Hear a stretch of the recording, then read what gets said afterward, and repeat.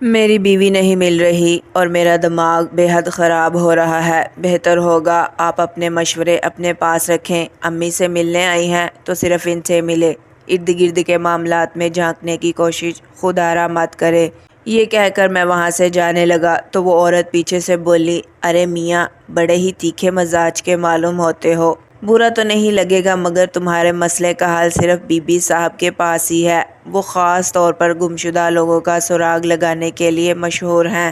اس عورت کی بات نے مجھے بے حد الجھن میں ڈال دیا تھا اور میرا دماغ بری طرح پھٹ رہا تھا۔ میں نے گاڑی کی چابی لی اور اپنے گھر آ گیا۔ پہلے صحن میں کچھ دیر بیٹھا رہا، پھر گھر کی صفائی کرنے لگا۔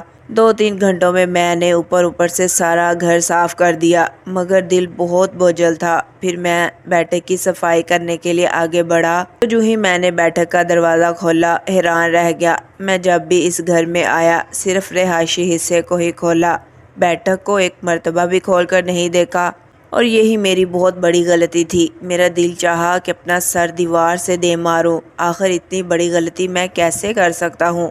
مجھے پورا گھر کھول کر اچھی طرح دیکھنا چاہیے تھا، کیونکہ اس وقت بیٹھک کو دیکھ کر صاف اندازہ ہو رہا تھا کہ یہاں ہی میری بیوی کو رکھا گیا تھا۔ دیوار کے ساتھ زنجیریں بندھی ہوئی تھی اور ان کے آگے ہتھ کڑیوں کی مانند گول کڑے بنے ہوئے تھے، جن کی تعداد 4 تھی، یعنی 2 ہاتھوں کے لیے اور 2 پیروں کے لیے مخصوص تھے۔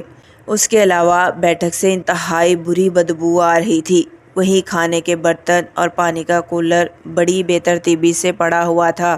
بیٹھک کا فرنیچر کھینچ کر ایک دیوار کے ساتھ لگا دیا گیا تھا۔ میں جلدی سے بیٹھک کے دوسرے دروازے کی طرف گیا جو گلی میں کھلتا تھا، مگر وہ گلی وہ نہیں تھی جہاں گھر کا مرکزی دروازہ تھا، بلکہ اس کے پیچھے والی گلی تھی۔ یعنی جو کوئی بھی تھا اس نے میری بیوی کو میرے ہی گھر میں رکھا تھا اور بڑی چالاکی سے سب کو دھوکہ بھی دے رہا تھا، یہ ظاہر کر کے کہ گھر کئی مہینوں سے بند پڑا ہے تاکہ کسی کا دھیان اس طرف نہ جائے اور وہ سکون سے بسمہ کو وہاں رکھ سکے۔ ان سب کے باوجود مجھے ایک بات سمجھ نہیں آ رہی تھی کہ اگر اس نے بسمہ کو گھر میں ہی رکھنا تھا تو پھر اسے باندھ کر کیوں رکھا ہوا تھا، اور وہ یہ سب کس مقصد کے لیے کر رہا تھا۔ حالات ایک دم خراب ہو چکے تھے۔ میں نے فوراً پولیس کو فون کیا اور انہیں پوری صورتحال بتا کر ان کا انتظار کرنے لگا۔ کچھ ہی دیر میں پولیس آ گئی۔ انہوں نے اس جگہ کو سیل کر دیا اور ان ہتھ کڑیوں کو اتار کر فورینسک کے لیے بھیج دیا۔ ایک دن بعد رپورٹ آ گئی جس کے بعد واقعی وہاں بسمہ موجود رہی تھی اور اسے چند روز پہلے ہی وہاں سے منتقل کیا گیا تھا۔ پولیس اہلکاروں نے مجھ سے پوچھا کہ کیا آپ کو کسی پر شک ہے، تو میں نے نفی میں سر ہلا دیا، کیونکہ واقعی مجھے کسی پر بھی شک نہیں تھا۔ سر، اچھی طرح سوچ کر بتائیں، کیا پتا کوئی ایسا شخص ہو جس سے آپ کی بیوی خوف کھاتی ہو، یا اس نے آپ کو کوئی اشارہ دیا ہو، یا کوئی ایسی غیر معمولی واقعہ پیش آیا ہو جس نے کوئی آپ کی توجہ اپنی طرف کھینچی ہو۔ اگر ایسا کچھ بھی ہے تو براہ کرم ہمیں بتائیں، اس سے کیس حل کرنے میں بہت مدد ملے گی۔ بہت سوچنے کے باوجود مجھے کوئی ایسا واقعہ یا شخص یاد نہیں آیا جس کے ساتھ بسمہ کی کوئی خاص لڑائی یا دشمنی چل رہی ہو۔ کیا کبھی اس نے ذکر کیا تھا کہ ماضی میں اس کے ساتھ کچھ ناگوار ہوا ہو؟ پولیس نے مین گیٹ والی گلی میں لگے کیمروں کی مدد سے مجرم کو تلاش کرنے کی کوشش کی، لیکن مجرم کبھی بھی مین گیٹ سے گھر میں داخل نہیں ہوا تھا، سوائے ایک مرتبہ کے جب وہ میری ماں کے ساتھ آیا تھا۔ جب پولیس پچھلی گلی میں جا کر دیکھنے لگی تو بدقسمتی سے وہاں کوئی کیمرہ موجود نہیں تھا، جس کی وجہ سے مجرم کی کوئی بھی حرکت ریکارڈ نہ ہو سکی۔ اس کے بعد انہوں نے میری ماں کو حراست میں لینے کی بات کی تو میں نے سختی سے منع کر دیا اور کہا، خبردار اگر کسی نے میری ماں کو تنگ کرنے کی کوشش کی، کیونکہ ان کے علاوہ کوئی اور اشارہ بھی نہیں مل رہا تھا جس سے شک کسی اور پر جاتا۔ جب پولیس والوں نے کہا کہ کم از کم ایک مرتبہ ہم آپ کی ماں سے تفتیش کریں گے تو میں نے خاموشی سے رمشا کا کیس واپس لے لیا، جس پر پولیس والے بہت زیادہ ناراض ہوئے۔ جب ماں کو اس بات کا پتہ چلا تو وہ بہت خفا ہوئی اور بولی، بیٹا تم نے ٹھیک نہیں کیا، وہ لوگ تو اپنا کام ہی کر رہے تھے، انہیں تفتیش کر لینے دیتے، کم از کم یوں کیس تو بند نہ ہوتا۔ ہو سکتا کچھ دیر بعد مجرم کا کوئی سراغ مل جاتا۔ ماں مجھے ڈانٹ رہی تھی لیکن میں اپنی ماں پر کوئی الزام نہیں آنے دے سکتا تھا۔ میں نے کہا، اللہ بہتر کرے گا، پریشان نہ ہو، اگر اللہ پاک نے ہمیں رمشا کا کوئی نہ کوئی سراغ دینا ہوا تو ہمیں ضرور مل جائے گا، دیکھیے گا وہ خود بخود ہمارے سامنے آ جائے گی، اور اگر ایسا نہ ہوا تو ہم لاکھ کوشش کرنے کے باوجود بھی وہاں تک نہیں پہنچ پائیں گے، مگر اس سب کے لیے میں آپ کو تکلیف نہیں دے سکتا اور نہ ہی دینا چاہتا ہوں۔ یہ بات سن کر ماں رونے لگی اور مجھے بہت سی دعائیں دینے لگی۔ میں کمرے میں آ گیا اور وضو کر کے حاجت کے نفل ادا کیے۔ میں بار بار اللہ سے یہی دعا کر رہا تھا کہ میری بیوی کو اپنی امان میں رکھنا۔ میں نے اسے اکیلا چھوڑ کر بہت بڑی غلطی کی اور اب میں اپنی اس غلطی پر پچھتا رہا ہوں۔ تقریباً 15 منٹ تک میں اسی طرح دعا کرتا رہا۔ اس کے بعد میرے اندر ایک عجیب سا سکون پھیلنے لگا۔ میں دعا کر کے اٹھا تو مجھے اپنی کمپنی کی جانب سے پیغام ملا۔ انہیں کوئی ضروری کام تھا، اس لیے انہوں نے میری چھٹی منسوخ کر دی اور مجھے جلد از جلد واپس بلایا، مگر میں نے اسی لمحے بغیر سوچے سمجھے جواب میں اپنا استعفیٰ بھیج دیا۔ تبھی ماں کمرے میں کوئی چیز لینے آئیں تو میں نے انہیں اپنی نوکری چھوڑنے کے بارے میں بتایا، جس پر وہ خفا ہوتے ہوئے بولی، تم نے اتنی جلدی فیصلہ کیوں کیا؟ میں نے نرمی سے کہا، ماں ایک مرتبہ میں اپنی بیوی کو تنہا چھوڑ چکا ہوں، اب دوبارہ ایسا نہیں کروں گا، یہی کوئی چھوٹی موٹی نوکری کر لوں گا، مگر رمشا کو ڈھونڈ کر رہوں گا۔ قیامت کے دن اگر اللہ نے مجھ سے پوچھ لیا کہ میں نے اس کے باپ کے بعد تمہاری بیوی کا ولی تمہیں بنایا تھا تو میں انہیں کیا جواب دوں گا؟ ماں مجھے بہت خوف آتا ہے، بس دعا کرے کہ رمشا جلد از جلد مل جائے اور وہ خیریت اور عافیت سے ہو۔ ماں نے ہاتھ اٹھا کر دعا مانگنا شروع کر دی۔ تقریباً 3-4 دن تک سمیر اپنے گھر آتا رہا اور بیٹھک کو غور سے دیکھتا رہا۔ وہاں نشاور ادویات کی ڈبیاں اور دواؤں کے پتے بھی موجود تھے، جن سے واضح ہو رہا تھا کہ رمشا کو ہر وقت دوائیوں کے زیر اثر رکھا جاتا تھا، شاید اسی لیے کہ وہ کوئی شور شرابہ نہ کر سکے۔ میں بہت کوشش کر رہا تھا کہ کسی طرح مجھے وہاں کوئی سراغ مل جائے، کوئی نشانی یا ایسی چیز جس کی مدد سے میں مجرم تک نہ صحیح کم از کم بسمہ تک پہنچ جاؤں، مگر وہاں ایسا کچھ بھی نہیں تھا۔ میں تھک چکا تھا، اسی لیے وہیں بیٹھ کر اونچی آواز میں رونے لگا۔ پتہ نہیں کب روتے روتے میری آنکھ لگ گئی اور میں سو گیا۔ سونے پر ایک مرتبہ پھر بسمہ میرے خواب میں آئی۔ وہ بہت کمزور اور نڈھال لگ رہی تھی۔ مجھے دیکھ کر نرمی سے بولی، تم مجرم کو کیوں نہیں ڈھونڈ پا رہے؟ وہ تمہارے ارد گرد ہی ہے سمیر، مجھے بچا لو، جتنی جلدی ہو سکے مجھے تلاش کر لو، ورنہ یہ لوگ مجھے مار ڈالیں گے، جو میرے لیے میری جان لے لیں گے۔ مجھے اس جہنم سے نکالو، تم کسی سے میرے لیے دعا کرواؤ۔ اس کے بعد جب وہ چلی گئی تو میری آنکھ خود بخود کھل گئی۔ میں یوں ہی فرش پر لیٹا لیٹا سو گیا تھا۔ اب اٹھا تو چھت کو دیکھنے لگا۔ بسمہ چاہتی تھی کہ میں اسے ڈھونڈ لوں، یعنی جس نے بھی اسے چھپایا تھا وہ جان چکا تھا کہ میں اسے تلاش کر رہا ہوں، اور اگر میں جلد از جلد اپنی بیوی کو نہ ڈھونڈ سکا تو وہ لوگ اسے ضرور مار دیں گے، شاید اسی لیے وہ اتنی پریشان دکھائی دے رہی تھی۔ یا اللہ، میں کیا کروں؟ مجھے کوئی راہ دکھا، مجھے عقل دے، مجھے رہنمائی عطا فرما تاکہ میں اپنی بیوی کو تلاش کر سکوں۔ یوں ہی دعا کرتے کرتے میں نے سارے کمروں کو تالے لگائے اور باہر نکل آیا۔ ابھی میں محلے سے نکلا بھی نہیں تھا کہ مجھے بسمہ کی دوست دکھائی دی۔ مجھے دیکھ کر وہ جلدی سے بسمہ کے بارے میں پوچھنے لگی تو میں نے پوچھا، کیا تم ابھی ملی ہو بسمہ سے؟ وہ شرماتے ہوئے بولی، بھائی آپ کی شادی کے بعد ہی تو میری بھی شادی ہو گئی تھی، پھر میں سعودی عرب چلی گئی، ابھی کچھ دن پہلے واپس آئی ہوں۔ اسی سے ملنے کے لیے میں آپ کے گھر بھی گئی تھی، لیکن کچھ ضروری کاموں میں الجھی رہی اور اب آپ کی طرف آ رہی تھی۔ میں نے غمگین لہجے میں کہا، نہیں ماریا، اب اس کی ضرورت نہیں رہی۔ وہ حیرانی سے مجھے دیکھتے ہوئے بولی، کیا ہوا بھائی، خیریت ہے؟ آپ بہت پریشان لگ رہے ہیں۔ بسمہ تو ٹھیک ہے اور آنٹی کی طبیعت بھی ٹھیک ہے نا؟ میں نے نفی میں سر ہلایا اور خود پر ضبط کرتے ہوئے کہا، ماریا، بسمہ گم ہو گئی ہے، وہ نہیں مل رہی۔ وہ حیرت سے بولی، ارے ایسے کیسے گم ہو گئی؟ کوئی چھوٹی بچی تو نہیں ہے کہ آپ خواہ مخواہ پریشان ہو رہے ہیں؟ شاید محلے میں ہی کسی کے گھر گئی ہو، ابھی آ جائے گی۔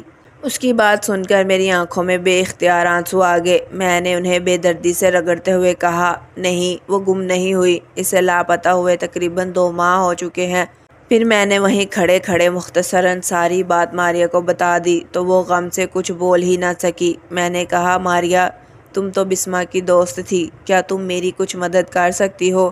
وہ فوراً بولی، جی بھائی، آپ بتائیں، میں ہر طرح کی مدد کرنے کے لیے تیار ہوں۔ مجھے یقین ہی نہیں آ رہا کہ وہ چھوٹی سی ہنس مکھ بسمہ یوں اچانک لاپتہ ہو سکتی ہے۔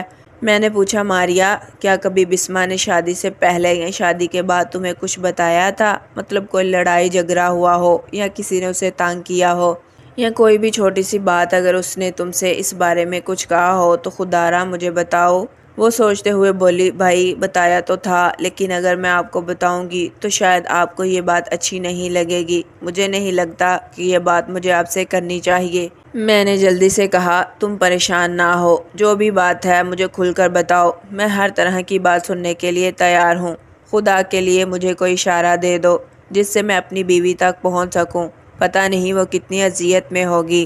وہ بولی بھائی مجھے معاف کر دیجیے لیکن بسما نے ایک دو مرتبہ بتایا تھا کہ آنٹی کا رویہ اس کے ساتھ ٹھیک نہیں ہے۔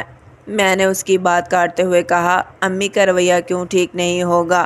امی نے تو شروع سے ہی ہمیں الگ کر دیا تھا، پھر جب وہ اپنے گھر میں الگ رہتی تھی تو امی اسے کیوں تنگ کریں گی؟ وہ نرمی سے بولی اسی لیے میں آپ کو بتانا نہیں چاہ رہی تھی کیونکہ وہ آپ کی ماں ہے اور اپنی ماں کے بارے میں کوئی بھی غلط بات انسان برداشت نہیں کر سکتا، وہ آپ ہوں یا میں۔ باقی آپ نے کوئی ایسی ویسی بات پوچھی تو مجھے صرف یہی یاد آیا، اس کے علاوہ مجھے نہیں یاد کہ بسما کا کبھی کسی سے کوئی لڑائی جھگڑا ہوا ہو یا اس کی کوئی ایسی دوست ہو۔ یہ کہہ کر وہ خاموش ہو گئی تو میں جلدی سے بولا نہیں مجھے بتاؤ امی کے بارے میں وہ کیا بات کرتی تھی؟ پتہ نہیں مجھے اب ٹھیک سے یاد نہیں، لیکن وہ بتاتی تھی کہ آنٹی اسے بار بار کرے دیتی تھیں۔ آنٹی نے اسے یہ بھی بتایا تھا کہ تمہیں سچے خواب آتے ہیں، اسی لیے میں تمہیں اپنی بہو بنا کر لائی ہوں تاکہ تم ہمارے لیے آسانیاں پیدا کر سکو۔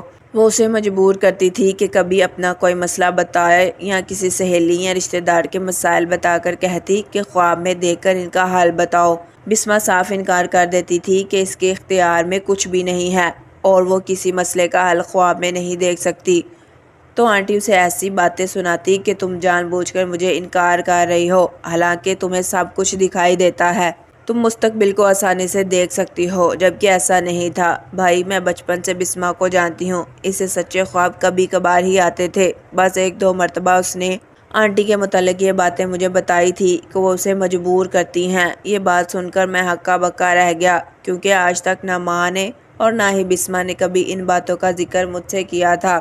میں نے پوچھا ماریا کیا جو کچھ تم بتا رہی ہو وہ سچ ہے؟ وہ نرمی سے بولی بھائی میں اپنی قسم کھا کر کہتی ہوں، بلکہ شاید میری قسم پر بھی آپ کو یقین نہ ہو تو میں اللہ کی قسم کھا کر کہتی ہوں کہ جو کچھ میں نے آپ کو بتایا وہ سچ ہے، اور یہ بھی بتاتی چلوں کہ بسما آپ سے یہ باتیں چھپاتی تھی، وہ نہیں چاہتی تھی کہ ان باتوں کی وجہ سے آپ اور آنٹی کے درمیان کوئی بدمزگی پیدا ہو۔ اس کے بعد میں ماریا سے مزید چند باتیں کر کے وہاں سے چلا آیا۔ اب میرا رخ گھر کی طرف تھا، میں اماں سے ان باتوں کی تصدیق کرنا چاہتا تھا۔ ماریا نے قسم تو کھا لی تھی لیکن جب تک میں اپنی ماں سے ان باتوں کی حقیقت نہ جان لیتا مجھے سکون نہیں ملنا تھا۔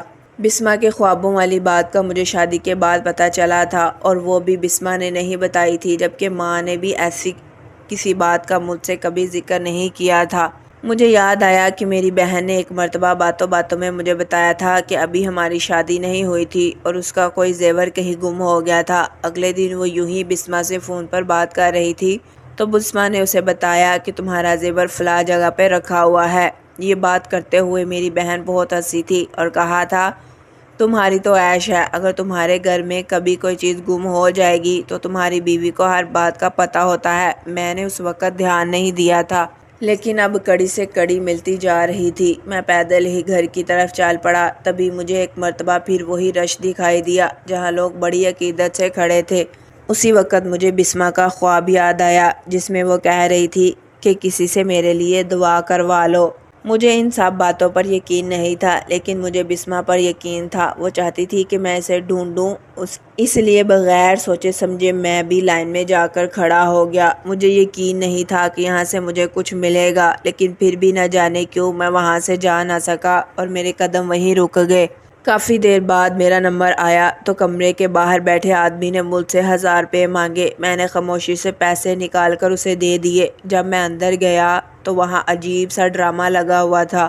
ایک آدمی کرسی پر بیٹھا تھا، دیکھنے میں وہ کوئی ڈھونگی بابا لگ رہا تھا۔ اس کے قریب زمین پر ایک چھوٹا سا کپڑا بچھا ہوا تھا جس پر ایک لڑکی آنکھیں بند کیے دیوار کے ساتھ ٹیک لگا کر بیٹھی تھی۔ اس لڑکی کی حالت بہت خراب تھی، اس کے بالوں کی لٹیں چہرے پر پھیلی ہوئی تھیں اور اس کے کپڑے بھی بہت میلے کچیلے تھے۔